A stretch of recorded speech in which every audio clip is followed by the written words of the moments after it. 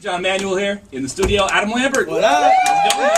Good, how are you? I'm fantastic. Good. So my mom, I went to dinner with her last night. Yeah. And my mom says to me, oh, Adam Lambert, that's so cool that he's going to be stopping by tomorrow. He's such a cutie, and his boyfriend is from Finland, and she just knew all this stuff about you. And I'm like, Mom, Mom's keeping up. How do you know this stuff? Like, her main activity, she watches birds. That's what she does. But she knows all this stuff about Adam Lambert. And, how does it feel being in that position where there's so many people who know so many things about you? It seems like your fan base is so diverse. It's great. Sometimes it's a little weird. It's like, wow, you know this before I knew it, But it's great because these are the people that I want to make this music for. Right. And, if it weren't for fans like that, I probably wouldn't have gotten a chance to make a second album. So, I'm eternally grateful. Right on. Now, there are lots of talk in the news lately about music piracy. Some of the folks from Mega Upload were arrested, some of the executives. Yeah, we were talking about that the other day. A lot of artists, are supportive of, or I shouldn't say a lot, some artists are supportive of, whatever happens online. Hey, that's great promotion. My name is out there. Fans are getting involved with music. And some are, on the complete opposite side of the fence, where they're just like, no way, this is my music. No one should be sharing it.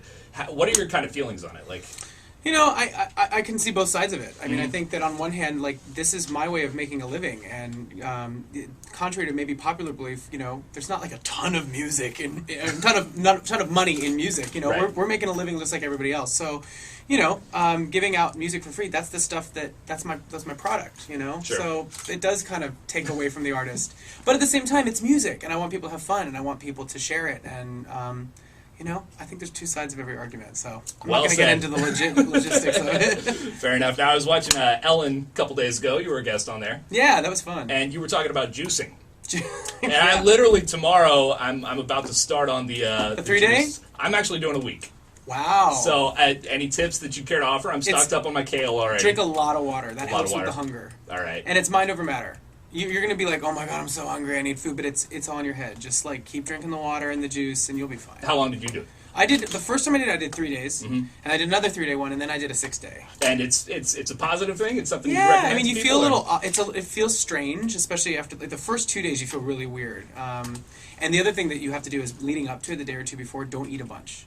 Don't eat a bunch of like carbs or like a bunch of like kind of go light. Well, we've already kind of messed that up. It's going all out today. That makes it a little bit harder. So fair enough. Yeah. Maybe I'll start on Sunday. Yeah, you might want to push it a little bit.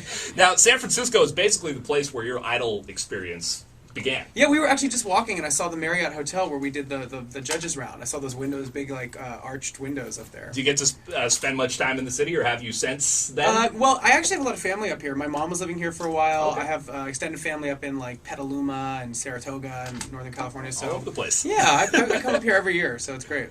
Right. Now, when it comes to American Idol, is there a piece of you that still kind of competes in the show or with your fellow competitors? Well, I mean, I think the music industry is competitive in general, especially pop music. I mean, if you look at like the radio charts, I mean, everybody's competing with each other. So there is a little bit of a competitor spirit in me. Pulling out the... But also, I think for this album in particular, like getting into the writing process and having gotten to know my fans over the past year and being a writer on the album, I've tried to put that to rest and come at it as more of like an artistic expression and saying like, what do I want to say? What do I want people to feel? Not how many records do I want to sell, Fair enough. But hopefully if I sell records, that would be great. It's a very real approach to it. I'm trying, yeah. Excellent. Yeah. Well, Tresspassing is the name of your new album. Yeah. It's in stores March 20th. And the first single is Better Than I Know Myself. Yeah. Why don't you tell us about that a little bit before we get into it? It's, I think anybody that's been in a relationship or that's in a relationship of any kind can relate to that moment where you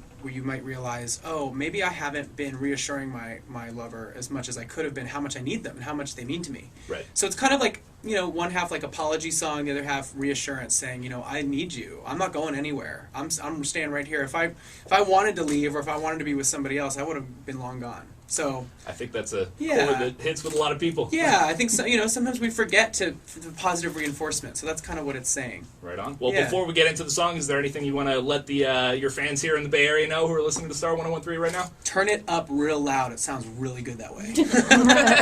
Excellent. Adam Lambert, thanks so much for stopping by. Yeah, man. Thank Star you. Star 101.3. Yeah, cheers.